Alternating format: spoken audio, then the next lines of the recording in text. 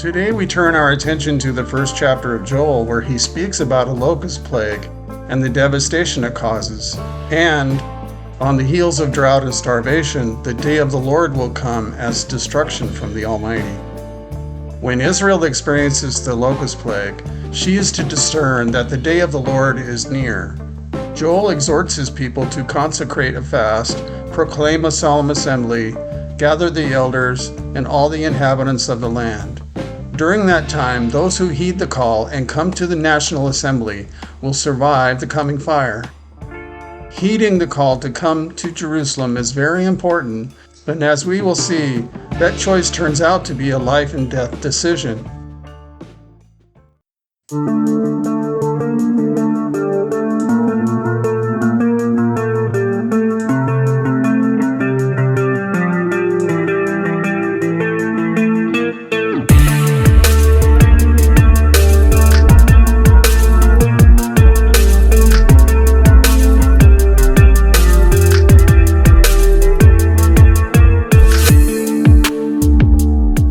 The book of Joel opens with a question: has anything like this happened in your days? And the implied answer is no, it hasn't.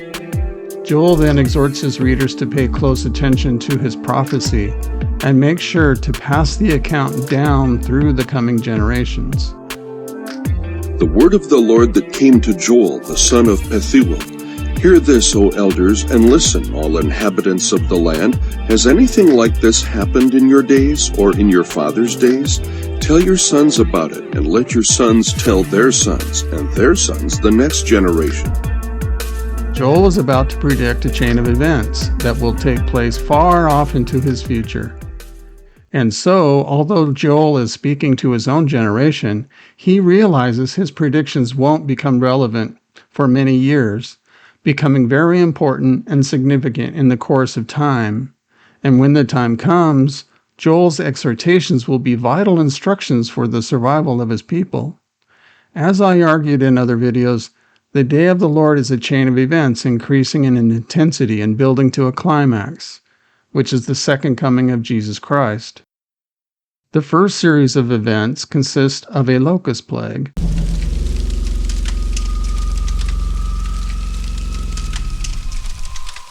What the gnawing locust has left, the swarming locust has eaten. And what the swarming locust has left, the creeping locust has eaten. And what the creeping locust has left, the stripping locust has eaten. Awake, drunkards, and weep, and wail, all you wine drinkers, on account of the sweet wine that is cut off from your mouth. For a nation has invaded my land, mighty and without number. Its teeth are the teeth of a lion, and it has the fangs of a lioness. It has made my vine a waste, and my fig tree splinters. It has stripped them bare and cast them away. Their branches have become white. Some who read and study this passage ponder whether Joel is speaking about real, actual insects, or whether the insects symbolically represent human armies. I think Joel is speaking about real, actual insects. But in this instance, the series of locust swarms stands as a divine harbinger of future destruction and judgment.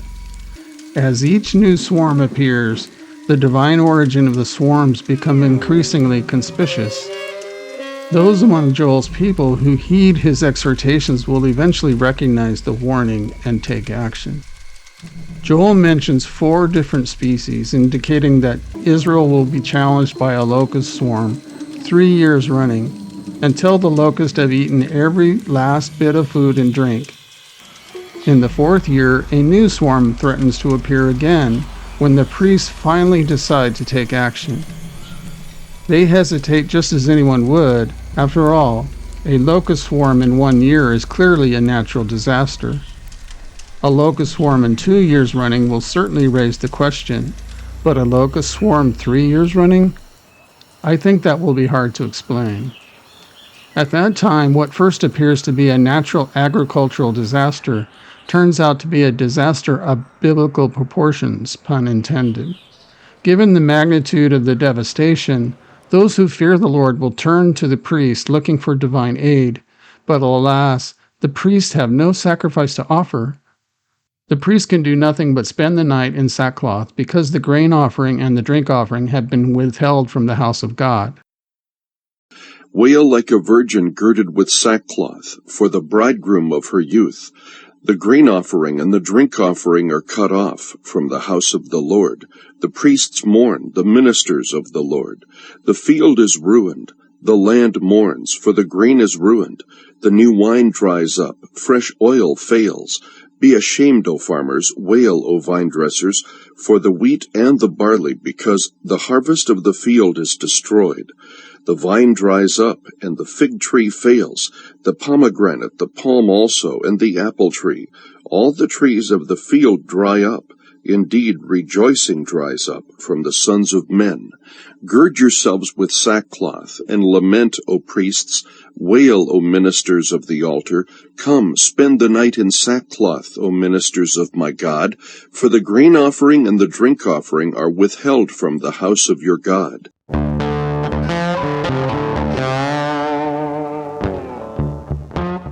We know what Joel's readers couldn't have known, namely, that the Jewish temple would eventually be destroyed in a war with the Romans, and in the absence of a temple, while the people are in exile, the Jewish animal sacrifices will cease. We can only speculate whether Joel was aware of this situation, but isn't it interesting that the priests are not lamenting the loss of cattle, sheep, or goats? They lament the loss of grain and drink. The tacit point seems to be this. Eventually, the Lord will leave no ritual means to seek His mercy. In the face of divine judgment, the priests are left with empty hands. They have nothing to offer the Lord in propitiation or homage. The priests and ministers are out of a job. All they can do is remove their priestly vestments, put on sackcloth, and lament. Their day job is over. All that's left for them is to go home, put on a very uncomfortable clothing, and spend the nights moaning and grieving. Simply put, the priests don't have as much as a single pomegranate to offer the Lord, being unable to perform the rituals necessary to intercede on behalf of the people. The grain is gone, the new wine has dried up, and the fresh oil fails, strongly implying that Israel has no future. They apparently have no future at all. All hope is lost as all joy has disappeared. Evidently, as the day approaches, the cost of conciliation will be personal participation, meeting Yahweh in spirit and in person, without the assistance of a mediator or a priest. Come to Jerusalem and call upon the name of the Lord, and bring nothing but an honest and contrite heart. If Israel should remember Joel's exhortation, perhaps they will grieve, mourn like a virgin girded with sackcloth. Not only will the priests mourn, the land itself will mourn, the farmers will mourn, and so will the vine dressers. Just as the land dries up, all rejoicing will dry up.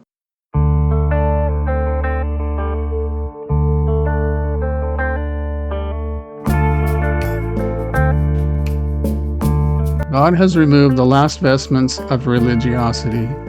The grain and drink offerings are gone. And even if a temple existed at that time, the animals are no longer healthy or worthy of sacrifice. The only thing left is honest, heartfelt prayer. Bear in mind that this is not a natural disaster. The Lord Himself brought this upon His people for a reason. His judgments are not arbitrary. They come with a purpose, and I suspect that, in this instance, the judgments are intended to break down the last barrier between Himself and the people. For this purpose, the priests call the people to Jerusalem to pray for the nation in propria persona.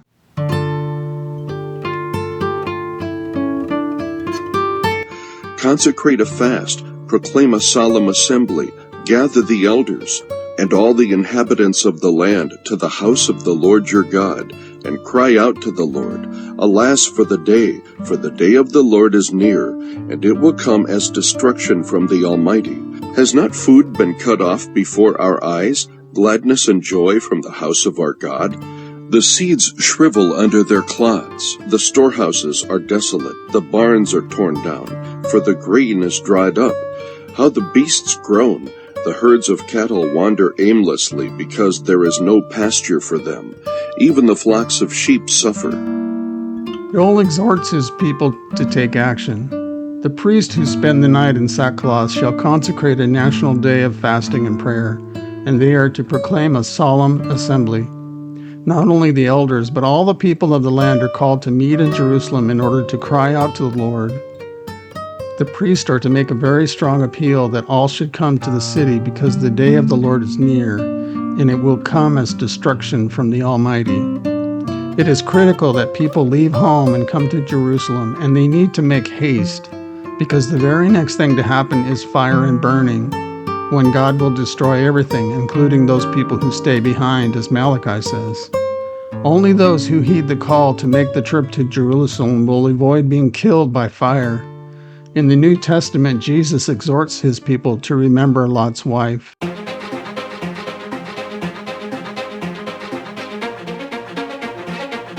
To you, O Lord, I cry, for fire has devoured the pastures of the wilderness, and the flame has burned up all the trees of the field. Even the beasts of the field pant for you, for the water brooks are dried up, and fire has devoured the pastures of the wilderness. Joel warns his people that the day of the Lord will come with complete destruction. He says that fire will not only destroy the pastures, it will destroy the wilderness too. Not only this, the beasts of the field pant because the water brooks are all dried up. Finally, those who stay behind and refuse to make the trip to Jerusalem will also be burned up. In order to illustrate this a bit more, let's turn to another prophet who describes this situation a bit more. Then I lifted up my eyes again and looked, and behold, there was a flying scroll. And he said to me, What do you see? And I answered, I see a flying scroll. Its length is 20 cubits, and its width 10 cubits. Then he said to me, This is the curse that is going forth over the face of the whole land. Surely everyone who steals will be purged away according to the writing on one side, and everyone who swears will be purged away according to the writing on the other side. I will make it go forth, declares the Lord of hosts, and it will enter the house of the thief and the house of the one who swears falsely by my name, and it will spend the night within that house, and consume it with its timber and stones. Zechariah has a vision of a flying scroll, and presumably the scroll contains an indictment against thieves and those who swear falsely by the name of the Lord.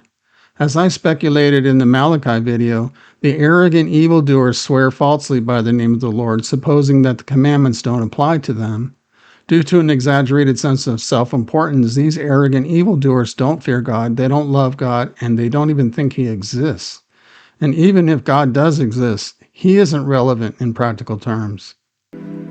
Zechariah describes this particular judgment as a flying scroll that enters into individuals' homes, and if that scroll should find a thief living there, that scroll will spend the night in his home and consume it with its timbers and stones. This seems reminiscent of the angel of death during the time of the Exodus that entered the houses of the Egyptian families, putting to death the firstborn sons living in that house. Only those who painted the sign of blood on the doorpost were spared. In this case, only those who leave home to tabernacle in Jerusalem will be spared. In other words, salvation accompanies an act of faith on the part of those who fear the Lord. Fire will enter everyone's house, and no house will be spared the fire, but those who heed the call to come to Jerusalem will not be home to be consumed with the fire. When they blow the shofar, Joel warns, come to the holy mountain because the day of the Lord is coming with fire and burning.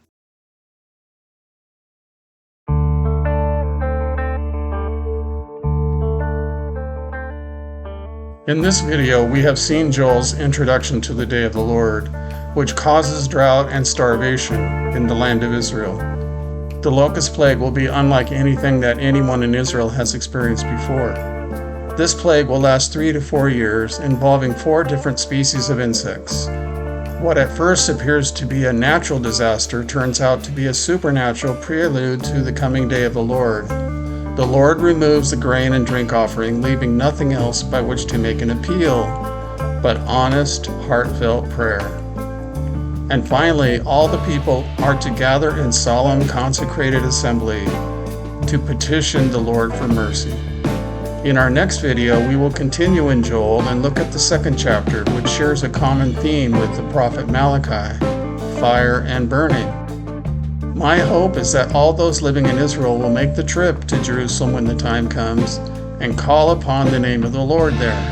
I hope you enjoyed this video and found it to be helpful to your own studies. If you did, please click thumbs up and subscribe.